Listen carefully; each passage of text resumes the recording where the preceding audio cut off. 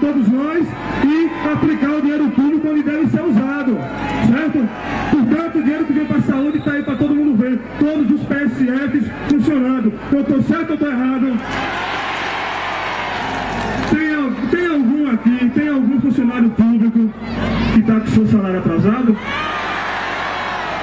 E naquela outra, vocês sabem como é que funcionava na outra época, né?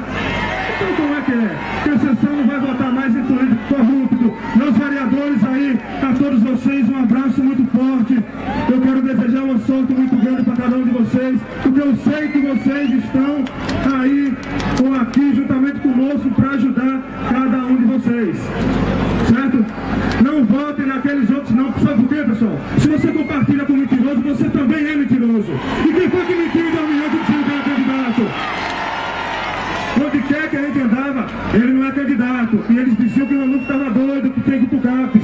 Em 2010 a pancada foi segura, de 5 de dezembro. Portanto, não votem em vereadores mentirosos. É muito fácil chegar no ombro de vocês, bater, chamar de campeão e falar um monte de coisinha bonitinha para querer levar o seu voto. Só que nós não somos mais crianças, não. O conto de fada já passou há muito tempo.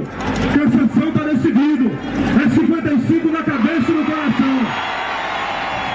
Por conta do horário, pessoal. Muito obrigado.